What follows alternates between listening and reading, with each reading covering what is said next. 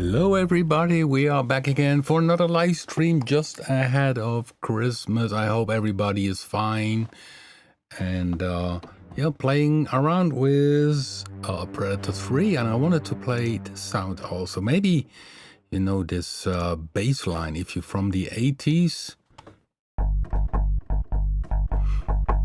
That sounds a bit like the start of a track from Simple Minds, which was a real bass, and this one is more like a DX7 bass.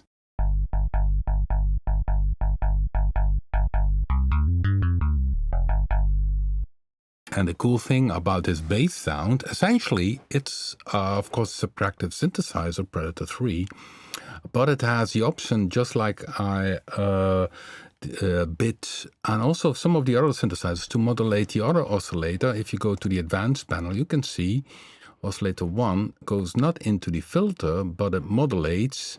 If you go to the advanced here, phase modulation of oscillator 1.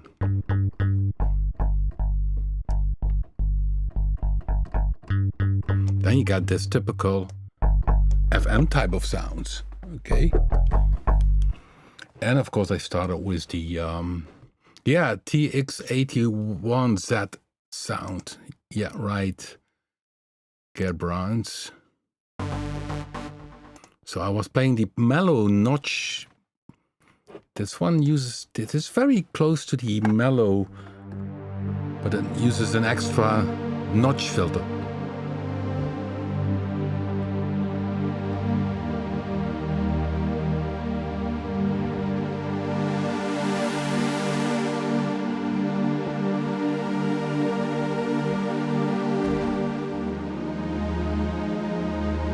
Oh, wrong chord.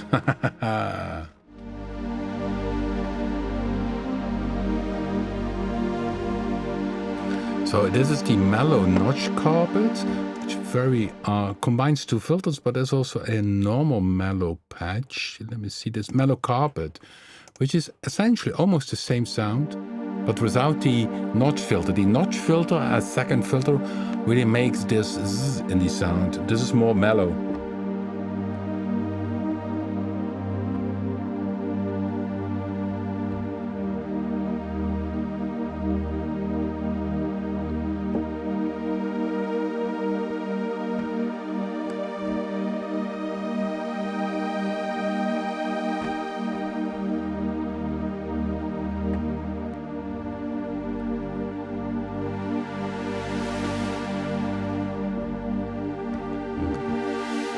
So this is the mellow carpet, and the mellow notch carpet has the second filter here, and the 12 dB notch makes this zzz. If I change the cutoff, here it is zzz. So a notch filter is essentially a reversed bandpass. You can explain it. If you have a bandpass, you have like this, you know. So this then you have a it's essentially the cutoff is in the middle, and then it filters off the lower end and higher end. And with the notch filter, it's like this. It's like a little ditch, little value in the frequency, which causes this typical zzz sound.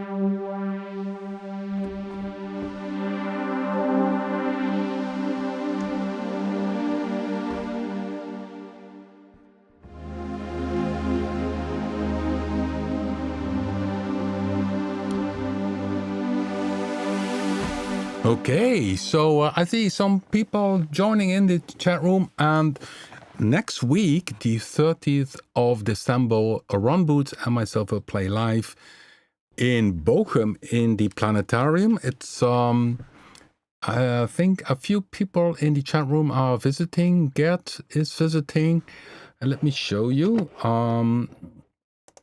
Maybe it's nice to tell you a bit about it. So this is the event, and it's organized by Schallwende, which is a a organization for promoting electronic synthesizer music. Of course, electronic music today is a very wide description, which also could include dance music, whatever. So electronic music. So I always call it synthesizer music to determine more the style it is. And we did in 2022. We did a 2022. We did a tribute to Klaus Schulze because Klaus Schulze was one of my heroes of the past, and also for Ron Booth. So we did a short tribute of 20 minutes spontaneously on a live event in Eindhoven, and it went from there pretty much viral on internet, and many views on this YouTube video, which you can see here, an image of it. So they asked us to do also again this song, which was called Klaus Schulze Beyond, it was called, and to do it again included some other material we composed together, and I will play also Minimal One's track from the new album together with Ron Boots, and also a tribute to Mark Shreve, which unfortunately also passed away. So there will pop up some images from Klaus Schulze and Mark Shreve, and most likely also Vangelis, who sadly also passed away. So for the ones, it's starting at 9 o'clock. Be on time there. It's if you have the tickets, of course, don't worry, you get a spot. On the site, maybe I should bring it in the info section. You see also the address, Zeiss Planetarium Bochum in Bochum, Germany. And you see this is a picture here from Ron Booth and myself. So will be electronic music in total 2 hours, if I'm not wrong. And maybe I should tell you a little bit of how the setup will be. It's a very small space where we can sit down together, so Ron Booth and myself. So what I have done on stage is, let me go show you a picture of my studio. So here's a picture from very up front from the top of my studio, and what will be in this setup. So you see a lot of gear here. I will use one laptop, which is here, and the other one is down here. One laptop I will use for Cubase and sequencing. So a lot of drums will be Punch 2 or virtual synthesizers, Predator or whatever, Bit 2 will be used as basic sound for sequencing. And it will then also address, in the past I used this modular synthesizer here on stage, but that's so big, that machine, and a flight case is so expensive that I decided to buy another synthesizer which has the same option of 2 different filters, which is this Sequential Prophet SE3. That's this one here. That one has 3 filter types. So via MIDI, I do also sequencing on that synthesizer. It has also a built-in sequencer, which I did not use yet. So that one is going to use together with this one, this little here, the EuroRack, which is a ReBach synthesizer, very nice sound, together with a dub flush sequencer for doing live tweaking sequencing. So this here, this EuroRack, together with the dub flush sequencer, together with the Sequential Pro 3 SE, we're doing some sequence work next to the Cubase stuff, and then I will have an extra keyboard, which you don't see here, which I connect to the other laptop, which I use simply as a synthesizer. So I have then, in my case, I still use Cubase to have different tracks and different sounds. It doesn't play sequence, but I use it really as a virtual synthesizer. Another option is, of course, to use this Apple software, how it's called again, MainStage, but I don't think that I have the time to learn it before the live event. So the second laptop will be pure for playing synth sounds, using, of course, the virtual instruments of our own catalog. Also, I have a digital piano sound inside of it, and there's also nice other stuff which I use inside that second laptop. So that's the base, and then I have additionally the sequential take 5. The older Minimoog I had on stage when we did this Klaus Schulze tribute. Let me see. Klaus Schulze tribute. You can see here that there's the Minimoog. So but that was the last time that I took the Minimoog with me, because this is an old lady and you don't want to have it damaged. So I keep that one in the studio. So I was looking for an alternative for doing some lead sounds, and first option was this Moog Little Fatty, which is down here, which I still use, but that has one disadvantage. It doesn't have aftertouch, and if you make a sync sound, and what I mean with a sync sound, let me show you what I mean with a sync sound. Let's go to bit 2. I think then I will be here fast having a sync sound. Okay. Synth leads. This is sync sound. And in a sync sound, you use the second oscillator, which is synced to the first oscillator in this case. It changes the pitch envelope. So tune, you see, if I bypass that, you don't hear anything. So the envelope changes the pitch. So you need to use an envelope to control the pitch glide of the oscillator 2 for creating this sync sound. So if I put it out of sync, you're only a pitch glide. Yeah, sync to oscillator 1 means that it synchronizes the start point of the waveform. So it has nothing to do with syncing with MIDI or whatever. This is synchronizing the oscillator with the other oscillator. And if you then change the tuning of it, in this case, I used an envelope, you get this typical sync sound. Well,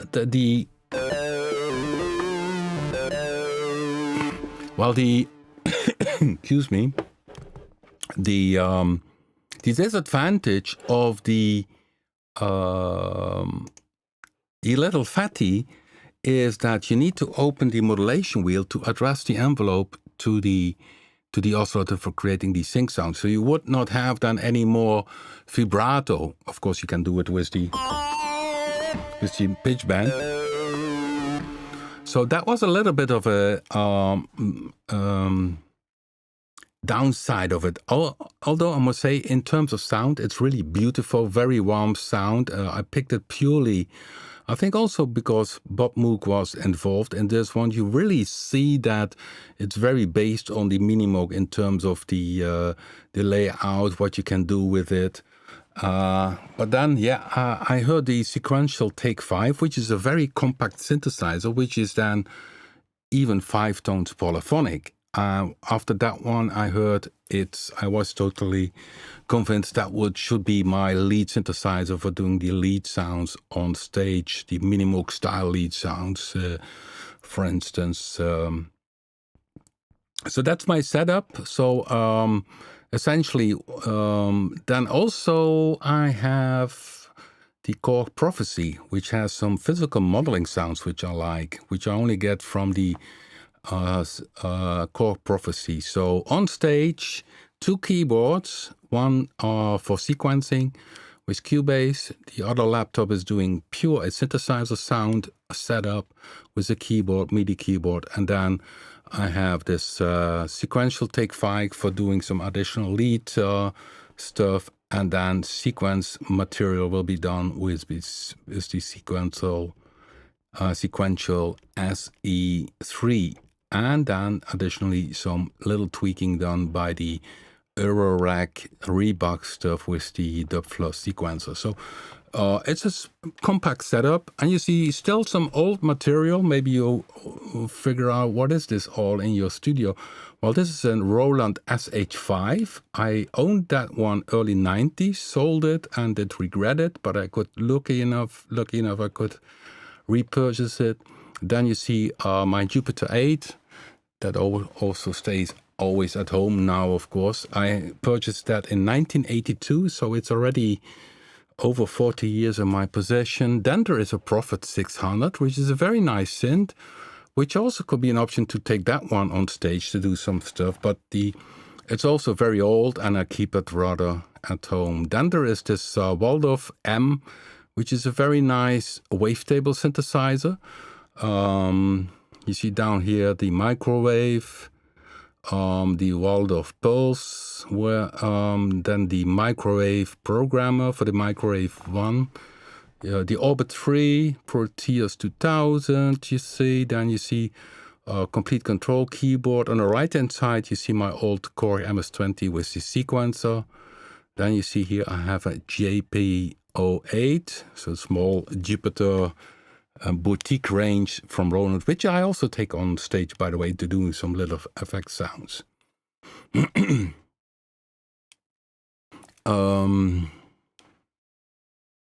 So this is from the top, and here's see my microphone. Here's the little webcam, which is on the top, where you see my keyboard when I'm playing. I still have 2 old NS10s speakers, and below it I have the DIN Audio BM15, which are my main speakers. So, and here, you see a Roland SH101. So, quite spoiled. I'm not a collector, absolutely not. This is what you see is what I did gather in, let's say, 40 years. So it's not that bad at all. I think so. So that about what's going to be on stage, and Ron Boots take with him, so far as I know, the also a Pro 3 from Sequential, a master keyboard, I think the Clavia Nord key stage machine. So it's gonna be cool. We're looking forward. So I'm not sure if I'm having next week Thursday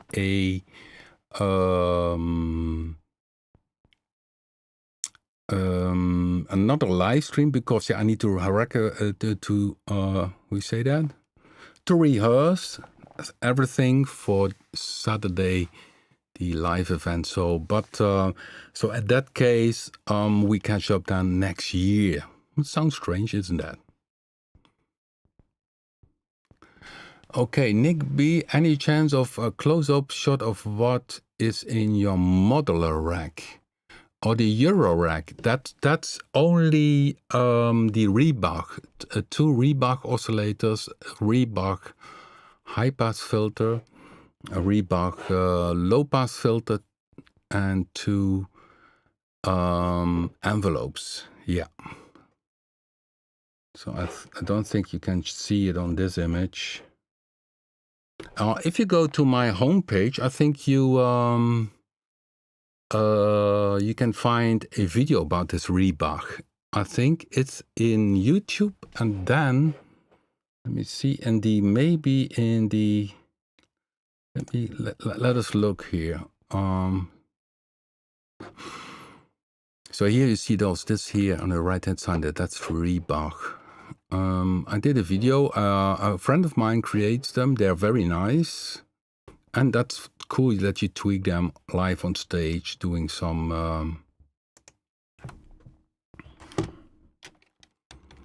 Okay, let me see if I can go to my YouTube channel, my own YouTube channel.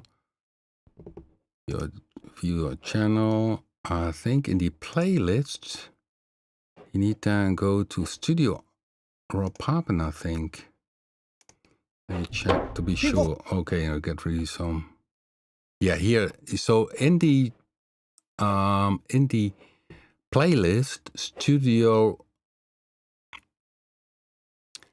Rob Papen, you have the ReBach EuroRack setup, Rob Papen. And that one is now expanded with Hi, Rob here, and this video is about it's me talking. So that's the ReBach here. Here it is. At that time, I did not have the high pass filter inside of it. But check this video out. It's a very, very nice. It's the ReBach are small, or the EuroRack are small modules, but they sound very, very good in audio quality. So Christian asked, Yeah, definitely. Inspired by, I think it's a bit too. Of course, I have great references. I mean, I have a Jupiter 8. I have a Mini Moog. So I have really the good hardware stuff to have that as a reference. So, for instance, this here in bit 2, you can create a very good Mini Moog style lead sound.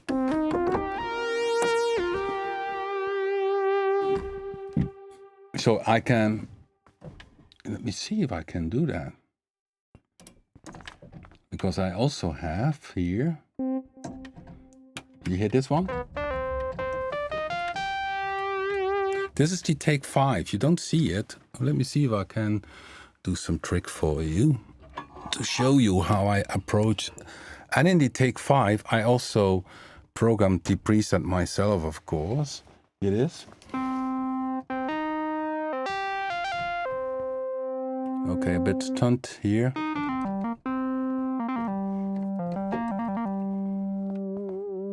So that is the take 5.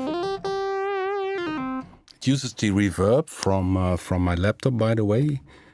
That's also what I'm doing live. Is it goes into my audio card, and I don't use external reverbs of delay. Everything comes from the sequencer input.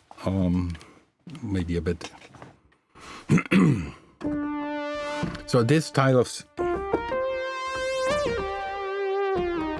and this is bit. So you see, it's very close. It's inspired on essentially on the Mini Moog, how I program the lead sounds on a Mini Moog, and then I program that the same in the take 5, and then also in bit.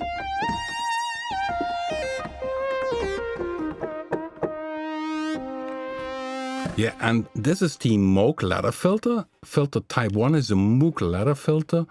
And if you go, for instance, to the pet sounds in bit, let me see. That's also inspired essentially on the Jupiter 8.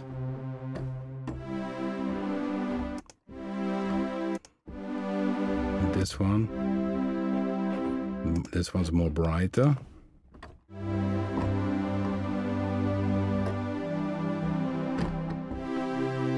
This is how a Jupiter sounds.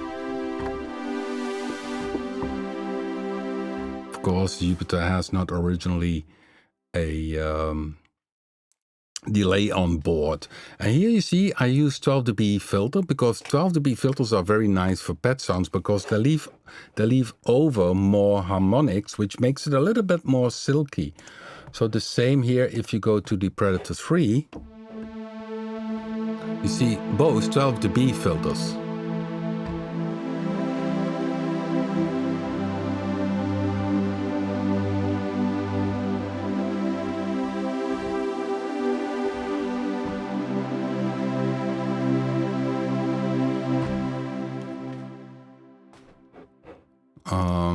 So sure, I mean, they are my reference point, and of course you program this into your own taste. Yeah, a super saw, I made a video about that. What essentially a super saw is essentially a multiple oscillator sound saw. I made that time also a image to explain it. There's a whole site about this. Somebody did analyze it really to the bone, how it works. And of course, we did also some presets in that style of sounds. And let me show you if I can maybe find something.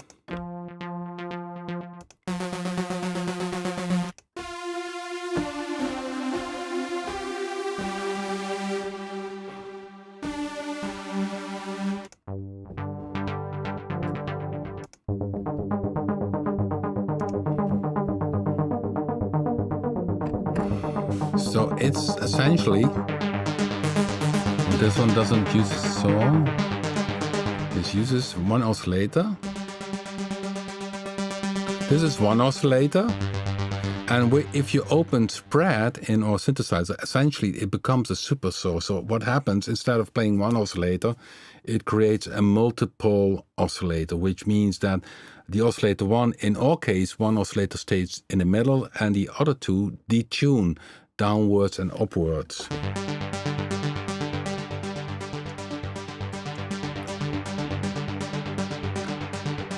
And then you got this.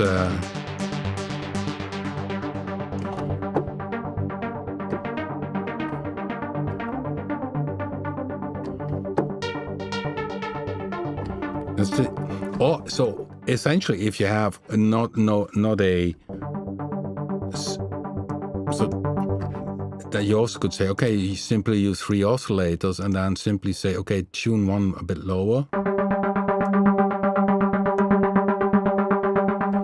Okay, it's a little bit loud. 1 second. And the other one.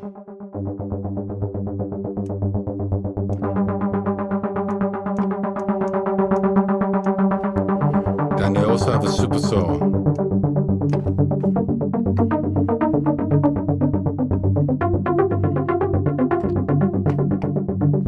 So that's essentially, people think, okay, a super saw, can you sample it? Well, essentially, it's a detuned sound. It's not a one oscillator sound. It's a detuned. I think the analysis done by one person about the super saw and Roland, I think he talked about 5 oscillators once you use the super saw. So it's simply, spread is essentially what we have is the same thing.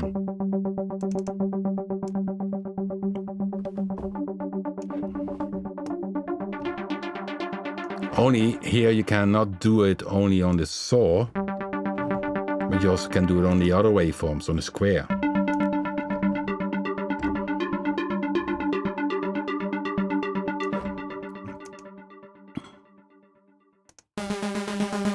Oh, that one is detuned. You get also these stabby sounds, you know.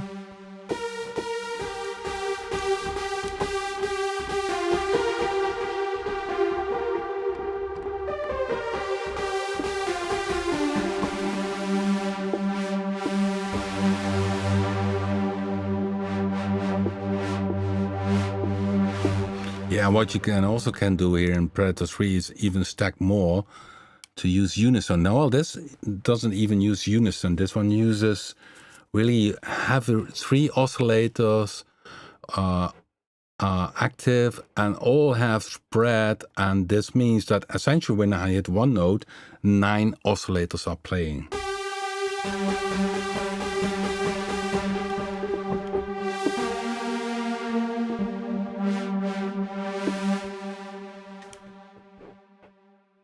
Okay.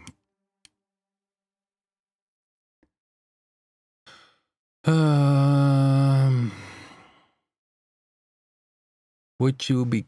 Somebody asked, would we keep invoking with helping EuroRack modulus, design EuroRack modulus? Well, I'm not into electronic soldering and all this hardware building. I have zero knowledge about that. I know how synthesizers work and whatever what you can do with it. I mean, but I don't know how to build hardware.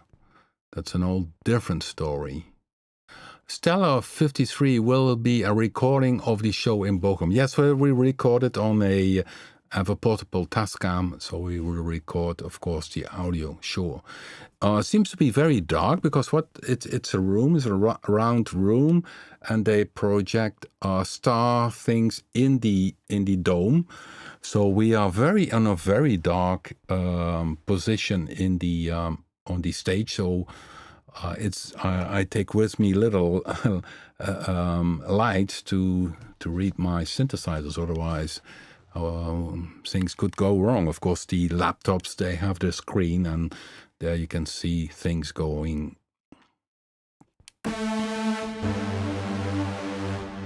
Okay, so I'm checking the chat room. What Explorer synth is most close to, I think, any hardware synth. I think our current product line is a very high quality. So I just played now. Yeah, I give a little example. I mean, essentially, what I could do on stage is just play on having 2 laptops and having 3 keyboards which are MIDI and don't have any hardware synthesizer. But I think that's no fun for the people. Also want to have to see some hardware on stage. Therefore, I take with me also this little EuroRack for tweaking it live. So I had, of course, this example here when I play this this Moog lead sound, for instance, on. Just played it. Where is it? This Moog style lead sound.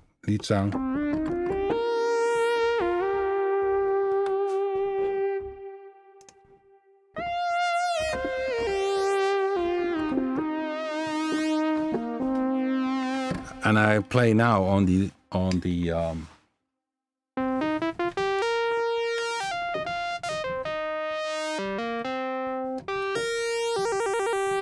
that's the take 5.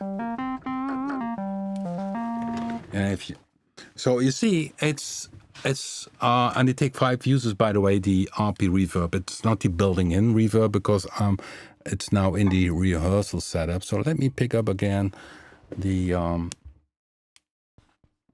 that you can see that here is the take 5. Sync sound. Okay, you need to move here.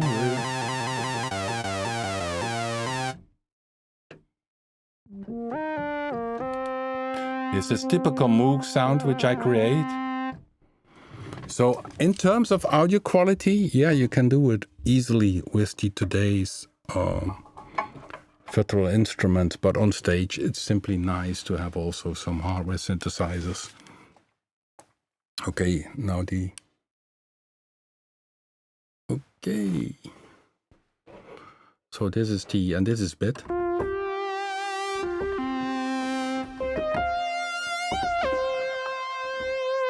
Using its own effects as well. So yeah, I mean, it's no problem to have the same audio quality.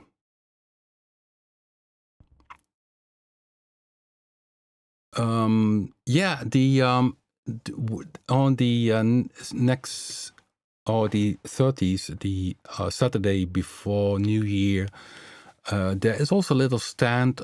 Sure, the CD, my new CD, can be purchased there. Also, some other CDs. Ron Boots does distribution of synthesizer music, so he has plenty of, material available there. So,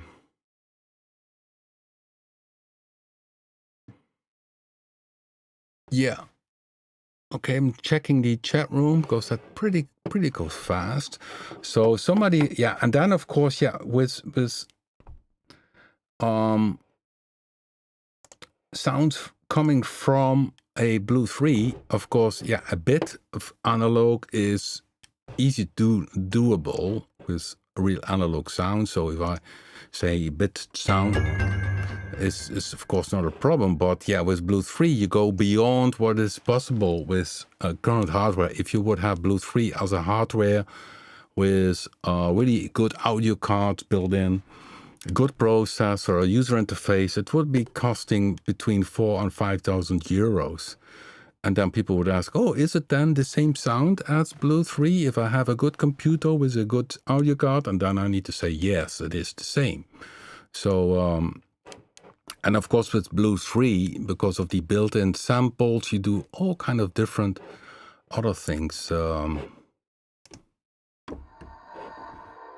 have the XY.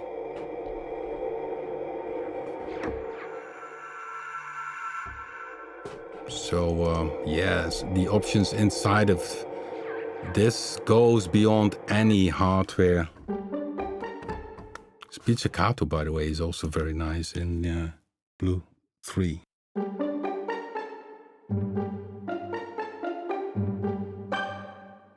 And the combination is cool to combine things together. So these FM synthesis with samples. And let me see what this one is.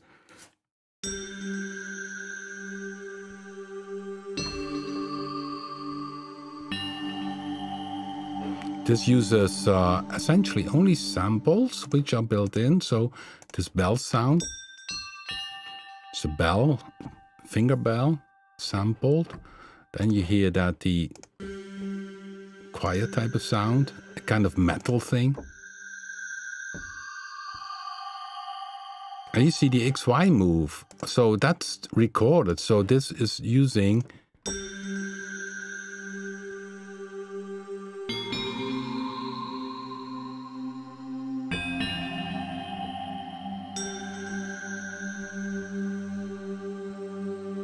yeah, it reminds some people of the D50, yes, because of this bell thing in the attack. This one is also a funny example. This one you would think, oh, okay, this one uses distortion.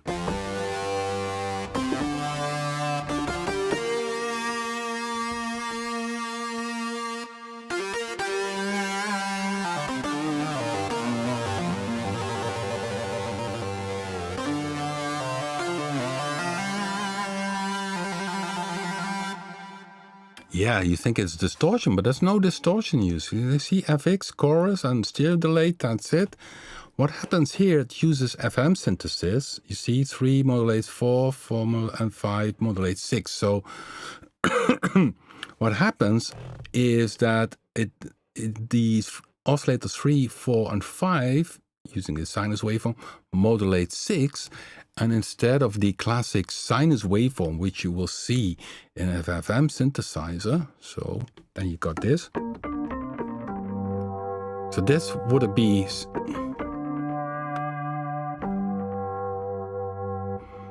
and then square.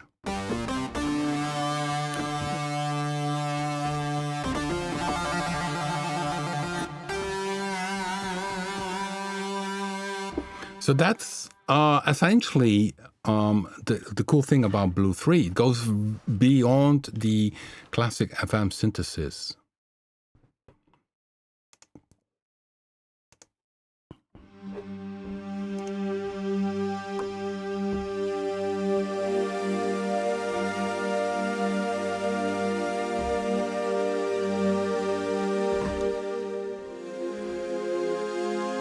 Yeah, all kind of very nice pet sounds.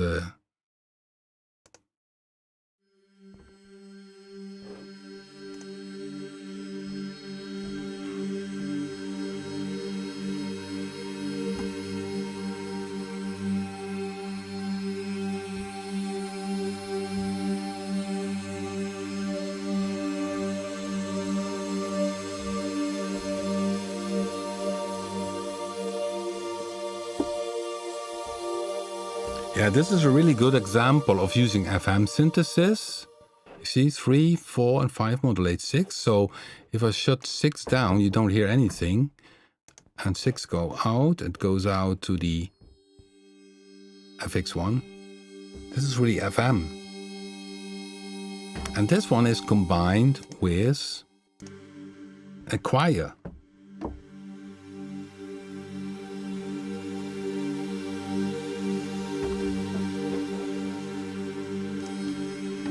So get this shimmering in the top.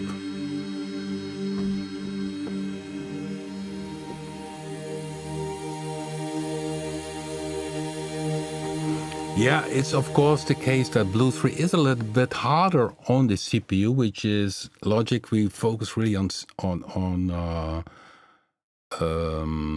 audio quality. I'm using an i9, which is now over 1 year old. It's insane what you can do with it, but I can imagine that in some cases, maybe if your computers are a little bit older, that it takes a little bit more strain. One thing I need to mention, which sometimes people overlook, if you use chord in a preset down here, that uses, of course, more CPU, because essentially if you hit one note, it plays the notes for you. So I could say here 3 notes, and you see it jumps to the chord page, and then it plays the notes for me when I hit one note.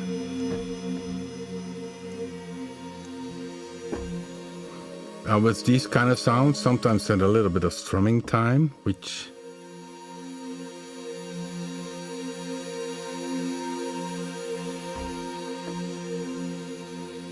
And if you then, I know I only play one note, but if you hit down a chord, yeah, then the CPU goes up because you go to the max of 16 voice.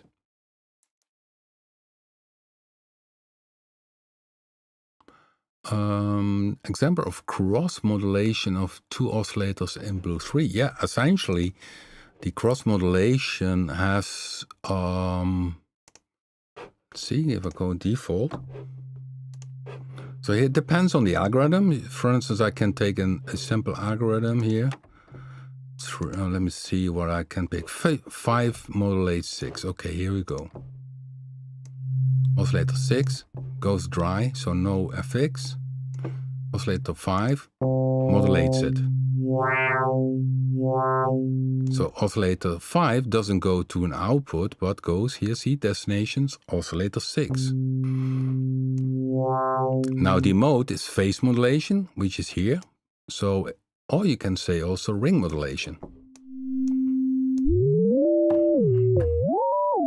which is very different. Or, okay, sync to 1 and still do the modulation. So phase modulation FM. So phase modulation here, you can change it here to frequency modulation. Phase modulation is the original FM synthesis. This is then frequency modulation.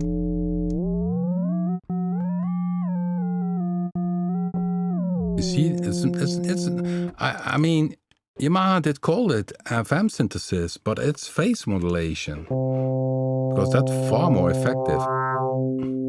And if you detune it, you get this metallic sound. And well, the trick is then with FM synthesis is to give each oscillator its own envelope. So if I go to oscillator 5, which is modulating, and I change here the envelope, of course I need to open the amount, you see, then it starts getting interesting. Of course you have the right tuning.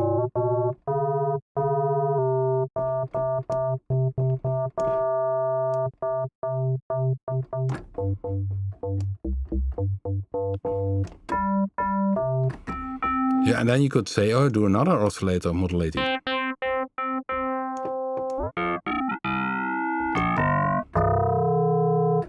And that's, of course, FM synthesis. And I'm approaching very organic. So it's not that I do it in a physical way, or really I use my hearing. I know what it does. And sometimes you need to stop on the right time. So, this is FM synthesis. Sometimes you hit one dial a bit different and suddenly the sound is there. Then that's my trick, essentially, with FM synthesis, is to play around. So this starts to get more like in Wurlitzer piano. And you can use the velocity here.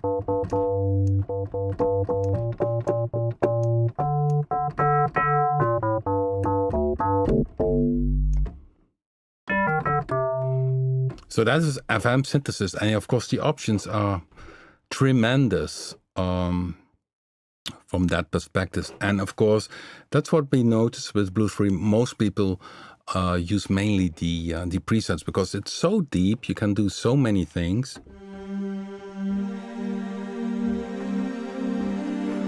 Well, this one is called emulator and GP pad. Yeah, that's another side of it. So it's doing a pad sound with a square waveform, which is essentially very classic virtual analog. Because that's also, it has great filters on board, and it has the oscillators, the analog modeled oscillators, the waveforms. These are not samples, these are really waveforms, the square. And then you see here symmetry modulation is used. And that combined with a sample. And that's why I call it emulator and GP8 string pad. So this is like having in the 80s a Jupiter 8 and an emulator.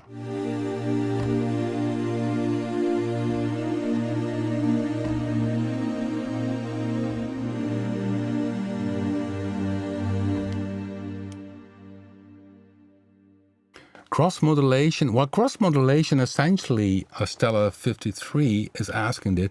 Cross modulation appears on my Jupiter 8, and it seems that they modulate each other. So back forth. So it's a bit like ring modulation. It's all very close to each other. So cross modulation is a little bit like frequency modulation, but then it goes also back.